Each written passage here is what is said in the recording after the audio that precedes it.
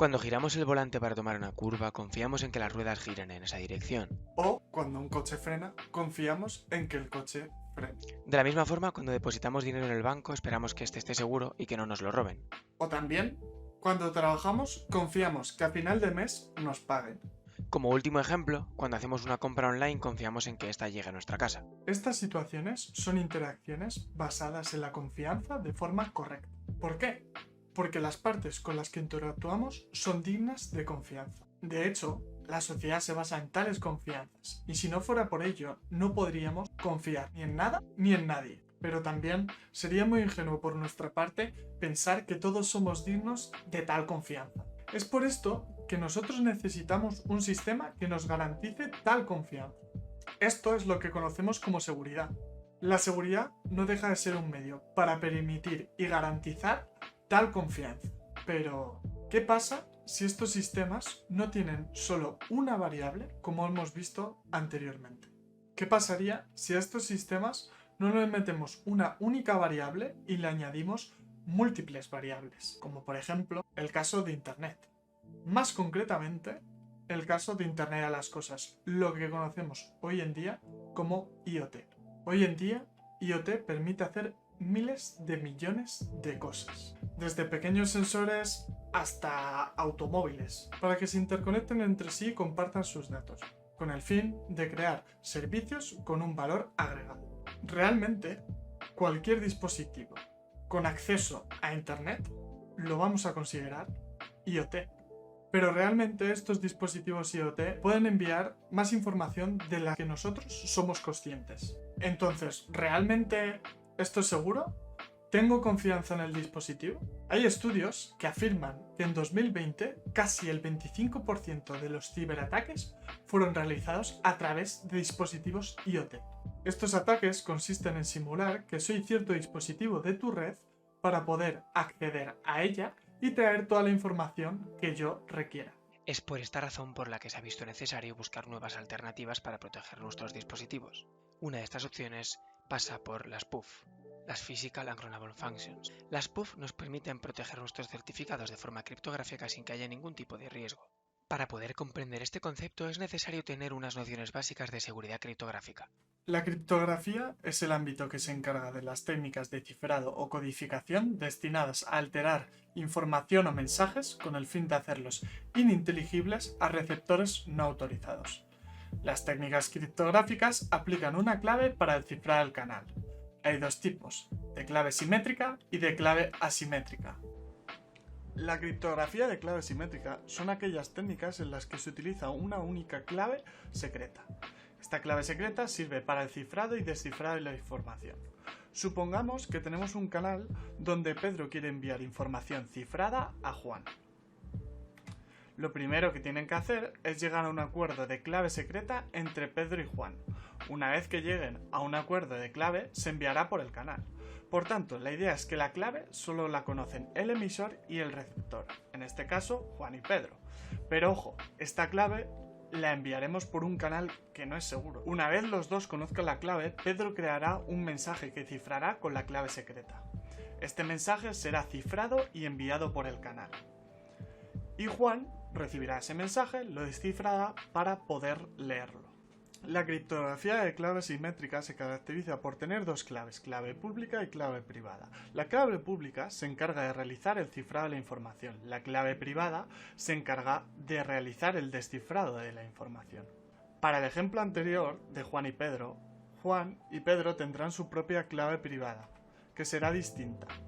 Pero el canal inseguro enviaremos una clave pública para el cifrado.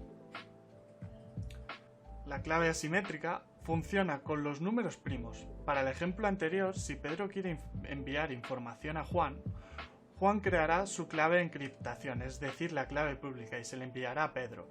Pedro podrá cifrar el mensaje con la clave pública de Juan. A su vez, lo firmará para confirmar que ha sido él quien lo ha creado. Cuando Juan reciba el mensaje, solo podrá él descifrarlo con su clave privada. También podrá ver que Pedro ha sido el autor del mensaje. Por eso, el punto fuerte de estas encriptaciones reside en esa firma digital para validar la autentificación del usuario en los mensajes del canal inseguro. Como hemos comentado, Las PUF nos permiten que este proceso se haga de forma segura. Pueden usarse para asegurarnos de que no existe ningún ataque y que realmente poseen los certificados. Para entender fácil y rápidamente lo que es una PUF, una Physical Unclonable Function, es tan sencillo como mirarnos a nosotros los humanos. Nosotros los humanos, por el hecho de nacer, tenemos algunas propiedades, como por ejemplo una huella, una retina diferente a la del resto, y estas propiedades nos permiten diferenciarnos de los demás. Son estas diferenciaciones las que hacen posible que algunas aplicaciones o funciones se puedan llevar a cabo. Por ejemplo, para poder autenticarnos en el móvil, un móvil que está bloqueado, es tan sencillo como acercar nuestra huella y este se desbloquea. Esto es algo que ya tenemos bastante interiorizado, puesto que llevamos varios años utilizando lo de la huella. Sin embargo, ¿y si os dijera que existen estas mismas propiedades que permiten diferenciar a los dispositivos y que permiten precisamente autenticarlos? Esto de la autenticación de los dispositivos no era necesario antiguamente, ya que no existía IoT como tal y los dispositivos no se conectaban a Internet. Tenemos que tener en cuenta que hoy en día casi todos los dispositivos están conectados a la red, ya sea la cafetera, la nevera, la lavadora, el termostato, prácticamente todo tiene conexión a la red. Es precisamente esta la razón por la que cada día es más necesario autenticar todos los dispositivos. Una lavadora, aunque puede ser inofensiva, puede ser un punto de entrada para un atacante. De lo que se trata es de identificar si el dispositivo es el que aparentemente es y en caso contrario negarle el acceso. He decidido grabar esta parte del vídeo porque estaba editándolo y he visto que había algunas cosas que eran un poco ambiguas. No son exactamente las PUF de cada dispositivo la que nos permite identificarlo. Simplemente las PUF, como hemos visto, son propiedades que se han descubierto que tienen los objetos. Esto no implica que cada uno de los dispositivos se autentifique con PUFs, sino que gracias a las PUF que tienen los procesadores, lo que haremos será guardar las claves encriptadas para posteriormente comprobar si son esos dispositivos los que dicen que son, no cada dispositivo. Entonces el proceso, ya lo veremos después, es mandar una clave y que ésta se encripte a través del PUF. Después haremos el proceso inverso y se autenticará el dispositivo. Quería aclarar esto, entonces bueno, seguimos con el vídeo. Para concretar más lo que es una PUF, vamos a dar tres propiedades que tienen que existir para que lo sean. En primer lugar, permite identificar el objeto en cuestión. En segundo lugar, es propia del objeto, y el hecho de existir o de fabricarse conlleva que esta propiedad exista. Y en tercer lugar, y posiblemente la cosa más importante, son inclonables. De la misma forma que dos gemelos, aunque tengan el mismo ADN, no tienen la misma huella, dos mismos procesadores nunca van a actuar de la misma forma ante un impulso eléctrico, por ejemplo. Por lo tanto, podríamos decir que una PUF es una expresión de una característica inherente e inclasificable específica de un objeto físico. Las PUF no tienen por qué ser electrónicas ni propias de la tecnología. Por ejemplo, una hoja de papel tiene una estructura de fibras interna diferente a otra hoja de papel. Sin embargo, como lo estamos enfocando a los usos que tiene en IoT, nos centraremos principalmente en las electrónicas o tecnológicas. Concretamente explicaremos el funcionamiento de dos de ellas, las que se conocen como Arbiter PUFs y las que se conocen como Ring Oscillator PUFs. Las Arbiter PUFs muy probablemente sean las más simples y las más fáciles de entender, así que empezaremos por ellas. Las Arbiter PUF consisten básicamente en aprovechar las diferencias de retardo de transmisión de una señal eléctrica en un chip. Básicamente consiste en analizar la diferencia de duración de la transmisión en dos caminos que son simétricos. Esto se hace conectando múltiples etapas en serie y una misma señal que alimenta los dos caminos. Esta señal se propagará a lo largo de todo el camino y llegará al final. En función de si llega antes la parte de arriba o la parte de abajo, obtendremos un 1 o un 0. Esto se combina con una señal de entrada que llamamos challenge. Este challenge lo que permite es conmutar el camino de forma que tengamos más posibilidades dentro de un mismo chip. La respuesta que obtengamos de este camino o de este challenge nos permitirá luego autentificar al dispositivo. Por ejemplo, si tuviéramos un challenge de 1101, en las dos primeras secciones se permutaría el camino, en la tercera se mantendría y en la cuarta también se volvería a permutar. En este caso podemos ver que en las dos primeras secciones cambia y la señal de arriba, la azul, se queda un poco retrasada. Esto sigue ocurriendo a lo largo de todas las secciones y cuando llega al final, en el que hay un árbitro que decide cuál ha llegado antes o después, al haber llegado primero la roja, se establece un 1 como salida. Sabiendo lo que es una PUF Arbiter, podemos ver que son candidatos prometedores para protocolos de autentificación. Aunque tiene un pero. Son vulnerables a los ataques de aprendizaje automático o Machine Learning. Estos ataques consisten en modelar los retrasos internos de un PUF Arbiter, aplicando un algoritmo de Machine Learning al conjunto CRP. Por tanto, la solución es utilizar PUF Arbiter XOR, con el fin de disminuir la efectividad de estos ataques. Un PUF Arbiter XOR tiene K cadenas Arbiter paralelas, cada una con n etapas y un Arbiter. La salida será la combinación de ceros y unos de cada Arbiter mediante la operación XOR. La puerta XOR se comporta de forma exclusiva, es decir, la salida será verdadera solo si una de las entradas es verdadera. Si ambas entradas son falsas o ambas son verdaderas, la salida será falsa. Para un ejemplo con dos arbiter y una puerta XOR, si la arbiter 1 envía un 1 y la arbiter 2 envía un 0, la salida será un 1.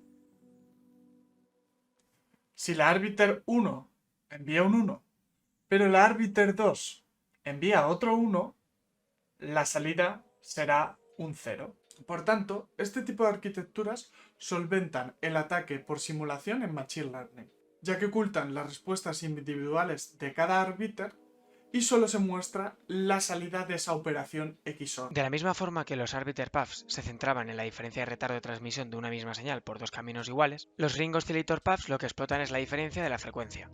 Esto se analiza poniendo el mismo número de elementos y de puertas. Por simple hecho de su construcción serán diferentes entre ellos y tendrán diferentes frecuencias, por tanto la frecuencia será diferente.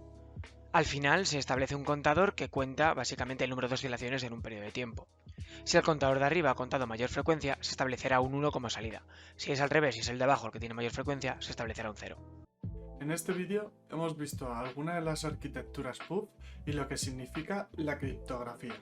Ahora bien, ¿en qué va a ser útil aplicar PUF en la red IoT de mi casa? Como comentamos, las PUF generan un valor digital que es único.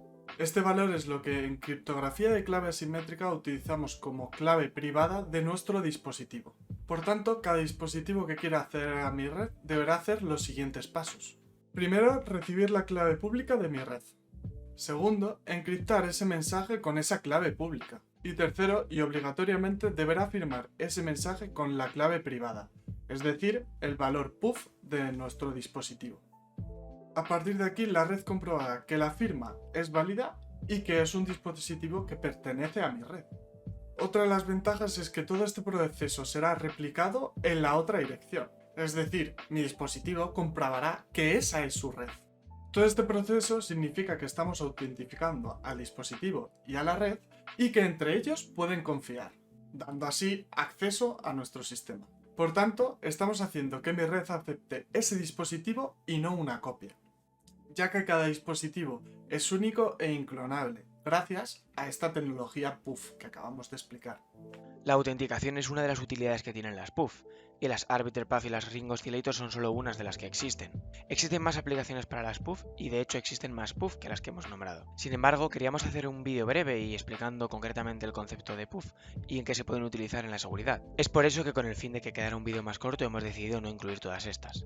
El método de autentificación nombrado en este vídeo plantea una alternativa segura para la encriptación, ya que como hemos dicho anteriormente, no sería posible editar o clonar la respuesta del chip sin tener que destruirlo. Si esto se implanta o se estandariza, es algo que solo el futuro puede contestar.